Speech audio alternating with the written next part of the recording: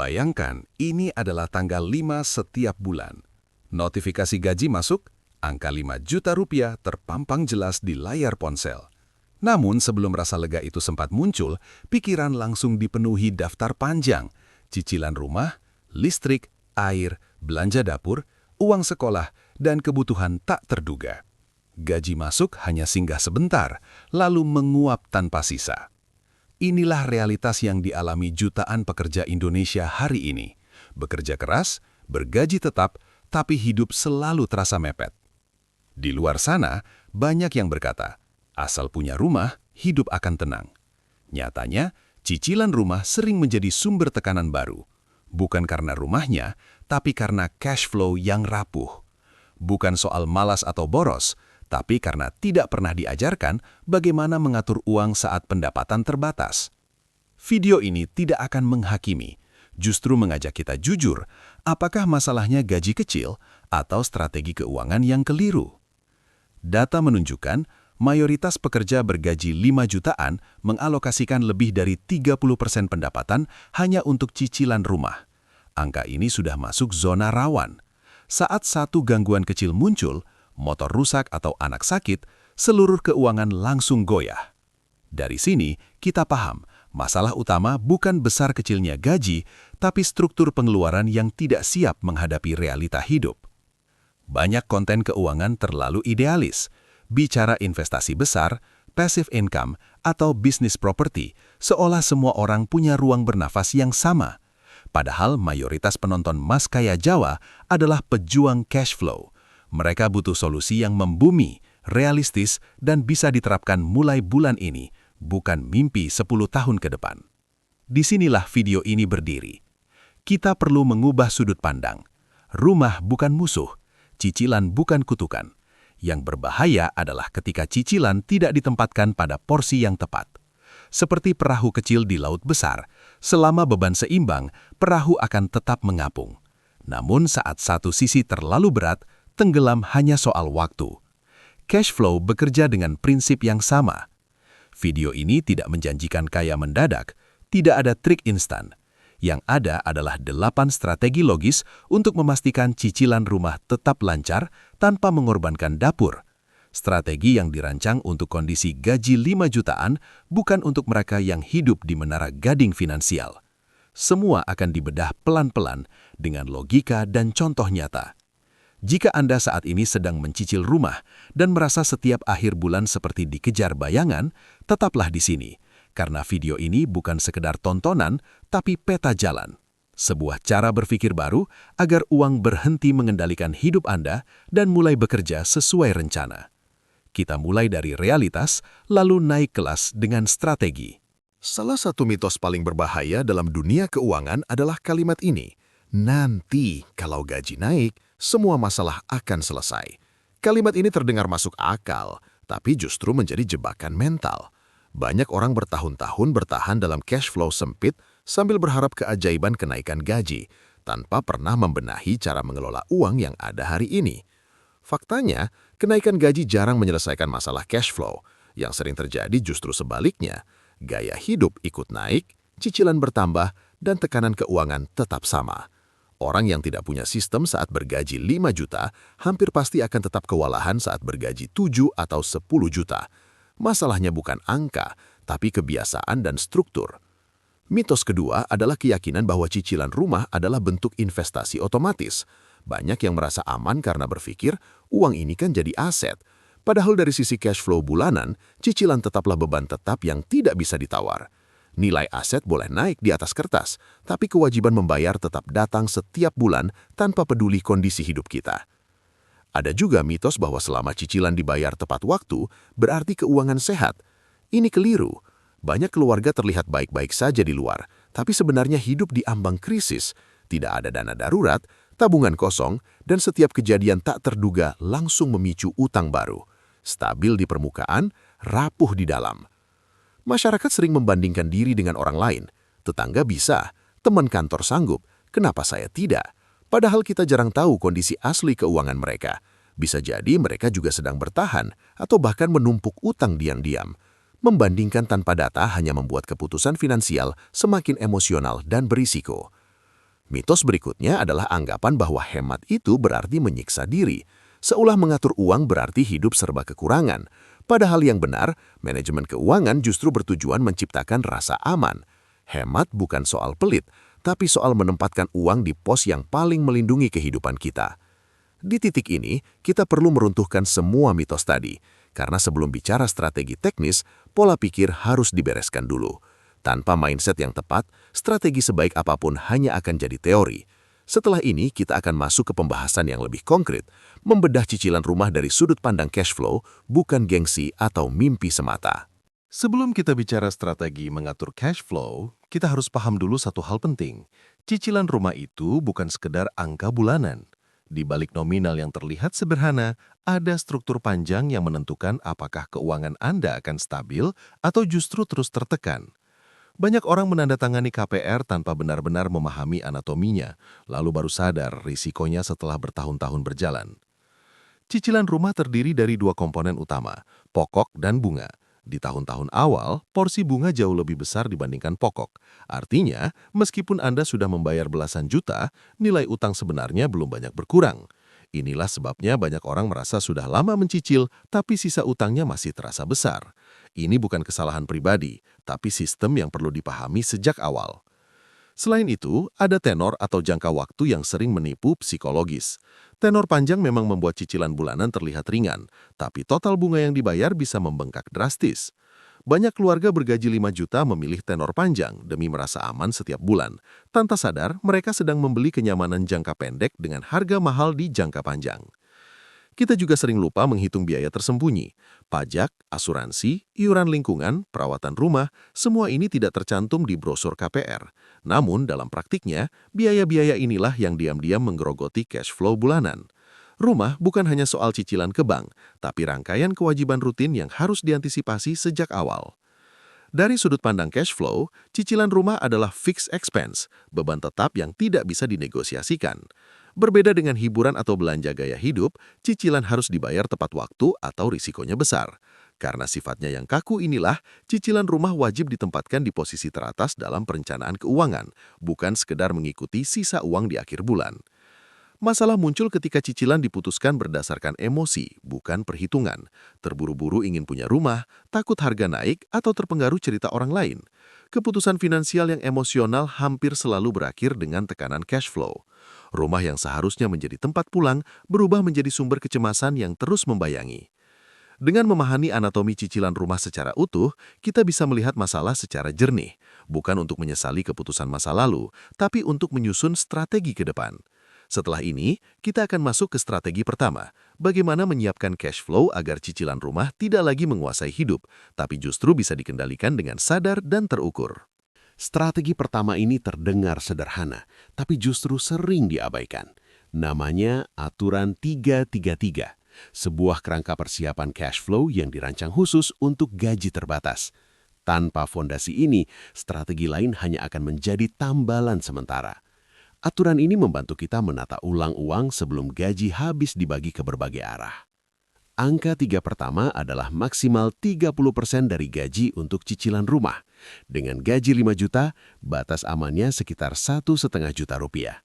Angka ini bukan aturan kaku, tapi pagar pengaman. Jika cicilan sudah melewati batas ini, maka strategi berikutnya harus fokus pada penyesuaian, bukan memaksakan kondisi yang sudah rapuh sejak awal. Angka 3 kedua adalah minimal 3 bulan dana darurat. Banyak orang mencicil rumah tanpa bantalan pengaman sama sekali. Akibatnya, satu kejadian tak terduga langsung mengacaukan seluruh cash flow. Dana darurat bukan kemewahan, tapi alat stabilisasi. Ia bekerja diam-diam, menjaga cicilan tetap aman saat hidup sedang tidak ramah. Angka 3 ketiga adalah alokasi 3 pos utama pengeluaran, kebutuhan wajib, cicilan dan tabungan, serta biaya hidup fleksibel. Dengan membagi uang ke 3 pos ini sejak awal gajian, kita memaksa uang bekerja sesuai prioritas, bukan mengikuti emosi sesaat. Ini mengubah cara pandang dari sisa uang menjadi uang yang sudah diberi tugas. Aturan 333 bukan tentang membatasi hidup, tapi menciptakan ruang bernafas. Saat cicilan terkendali, dana darurat tersedia, dan pos pengeluaran jelas, tekanan mental berkurang drastis. Keputusan finansial pun menjadi lebih rasional karena kita tidak lagi bereaksi panik terhadap setiap pengeluaran kecil. Jika kondisi Anda saat ini belum memenuhi aturan ini, itu bukan kegagalan, ini hanya peta. Banyak keluarga butuh waktu 6 hingga 12 bulan untuk mendekati struktur ideal. Yang terpenting adalah arah pergerakan. Sedikit demi sedikit memperbaiki struktur jauh lebih aman dibanding terus bertahan tanpa rencana. Dengan fondasi 333, kita sudah menyiapkan medan tempur yang lebih stabil. Setelah ini, kita akan masuk ke strategi berikutnya.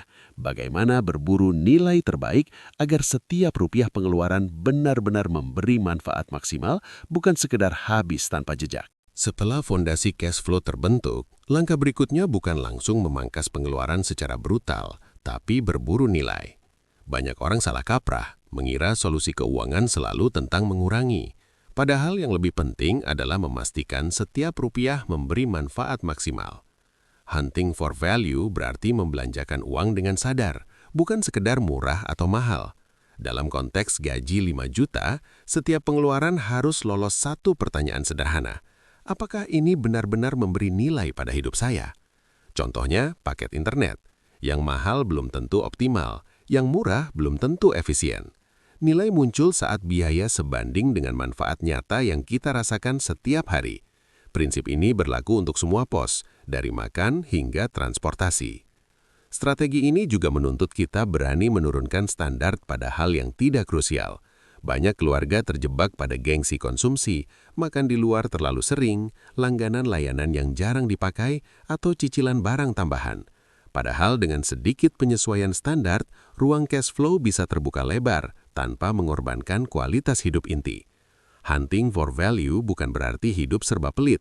Justru sebaliknya, kita boleh membayar mahal untuk hal yang benar-benar penting. Pendidikan anak, kesehatan, dan alat kerja produktif adalah contoh pengeluaran bernilai tinggi. Menghemat di sini sering berujung mahal di kemudian hari. Kuncinya adalah memilih dengan sadar, bukan merata. Salah satu latihan efektif adalah audit pengeluaran bulanan. Duduk tenang, lihat mutasi rekening, dan kelompokkan mana pengeluaran bernilai tinggi dan mana yang hanya kebiasaan. Banyak orang kaget melihat betapa besar uang bocor dari kebiasaan kecil yang tidak pernah dievaluasi. Kesadaran ini sering menjadi titik balik pengelolaan keuangan. Saat hunting for value dilakukan konsisten, efeknya bukan hanya pada angka, tapi juga mental. Kita berhenti merasa bersalah saat membelanjakan uang, karena tahu setiap keputusan punya alasan. Cash flow terasa lebih ringan, bukan karena gaji naik, tapi karena uang tidak lagi bocor ke hal-hal yang tidak memberi nilai nyata. Dengan pengeluaran yang lebih bernilai, ruang untuk cicilan dan tabungan menjadi lebih longgar. Di titik ini, kita siap masuk ke strategi berikutnya. Bukan lagi sekedar mengatur uang, tapi mulai mengakali utang secara cerdas agar beban cicilan bisa ditekan tanpa konflik dengan kebutuhan hidup. Setelah cash flow lebih rapi dan pengeluaran bernilai, sekarang saatnya mengubah posisi. Dari yang tadinya selalu dikejar cicilan, menjadi pihak yang mulai mengendalikan utang. Hacking the debt bukan berarti menghindari kewajiban, tapi memahami celah-celah legal dan logis agar beban cicilan tidak lagi mencekik kehidupan sehari-hari. Langkah pertama adalah memahami ulang struktur cicilan Anda sendiri. Bunga, tenor, dan sisa pokok harus dibaca seperti peta. Banyak orang tidak pernah mengecek ulang simulasi KPR setelah berjalan bertahun-tahun, padahal di titik tertentu, opsi restrukturisasi atau refinancing bisa menjadi alat yang sangat membantu jika dilakukan dengan perhitungan matang. Strategi berikutnya adalah pembayaran ekstra terarah. Bukan asal menambah cicilan, tapi menyasar pokok utang di waktu yang tepat. Bahkan tambahan kecil yang konsisten bisa memotong tenor bertahun-tahun dan menghemat bunga dalam jumlah besar. Ini bukan soal besar kecilnya uang, tapi soal timing dan disiplin. Bagi sebagian orang, negosiasi dengan bank terdengar menakutkan. Padahal bank juga berkepentingan menjaga kredit tetap sehat. Restrukturisasi, penyesuaian tenor, atau penjadwalan ulang bukan aib. Justru ini adalah tanda kedewasaan finansial, mengakui kondisi real dan mencari solusi sebelum masalah membesar. Hacking the debt juga berarti menahan diri untuk tidak menambah utang baru. Kesalahan umum adalah menutup satu lubang dengan lubang lain. Cicilan gadget, kendaraan tambahan, atau pay later sering terlihat kecil tapi efeknya kumulatif. Utang kecil yang menumpuk bisa merusak seluruh strategi cash flow yang sudah dibangun dengan susah payah. Penting juga memahami perbedaan utang produktif dan konsumtif. KPR bisa masuk kategori produktif jika proporsinya sehat dan mendukung stabilitas hidup. Namun ketika porsinya berlebihan dan menggerus kebutuhan dasar, ia berubah menjadi beban konsumtif terselubung. Disinilah logika harus mengalahkan ego kepemilikan. Saat utang mulai terkendali, efeknya terasa nyata. Nafas lebih panjang, keputusan lebih tenang, dan masa depan terasa lebih bisa direncanakan. Di bagian terakhir nanti, kita akan menyatukan semua strategi ini ke dalam satu pola pikir baru agar pengelolaan uang tidak berhenti di cicilan rumah, tapi menjadi sistem hidup jangka panjang. Sampai di titik ini, kita bisa melihat satu benang merah yang jelas. Masalah cash flow bukan soal gaji 5 juta yang terlalu kecil, tapi soal sistem yang tidak pernah dibangun sejak awal. Tanpa sistem, berapapun gaji akan terasa kurang. Dengan sistem yang tepat, pendapatan terbatas pun bisa dikelola dengan lebih tenang dan terarah. 8 strategi yang kita bahas bukan kumpulan tips acak. Semuanya saling terhubung, dimulai dari membongkar mitos, memahami cicilan rumah, membangun fondasi cash flow, berburu nilai, hingga mengendalikan utang. Ini bukan solusi instan, tapi kerangka berpikir jangka panjang yang bisa digunakan berulang kali dalam berbagai fase hidup. Yang paling penting untuk disadari, rumah bukan tujuan akhir keuangan, melainkan alat untuk membangun stabilitas hidup. Ketika cicilan rumah memakan terlalu banyak ruang, kehidupan lain ikut tercekik. Namun saat ditempatkan secara proporsional, rumah justru menjadi sumber ketenangan, bukan kecemasan yang datang setiap tanggal muda. Perubahan besar tidak lahir dari satu keputusan dramatis, tapi dari kebiasaan kecil yang konsisten. Mengatur pos pengeluaran, menahan gengsi, menambah pembayaran pokok secara disiplin, semua terlihat sepele, tapi dampaknya akumulatif. Inilah cara nyata naik kelas finansial, bukan dengan lonjakan mendadak, tapi dengan arah yang benar. Di channel Mas Kaya Jawa, kita tidak menjual mimpi kosong, kita membangun kesadaran. Bahwa hidup layak tidak harus menunggu kaya, bahwa ketenangan finansial bukan hak eksklusif mereka yang bergaji besar, tapi milik siapapun yang mau belajar mengelola uang dengan logika dan kesabaran. Jika hari ini kondisi Anda masih jauh dari ideal, itu bukan aib. Justru kesadaran inilah titik awal perubahan. Tidak perlu membandingkan diri dengan siapapun. Fokus pada progres pribadi, bulan ini lebih rapi dari bulan kemarin, tahun ini lebih terkendali dari tahun lalu. Itu sudah cukup. Akhir kata, biarkan uang menjadi alat, bukan tuan. Biarkan cicilan rumah menjadi bagian dari rencana, bukan sumber ketakutan. Dan mulai hari ini, bangun hubungan yang lebih sehat dengan uang agar hidup berjalan lebih tenang, lebih sadar, dan lebih bermartabat.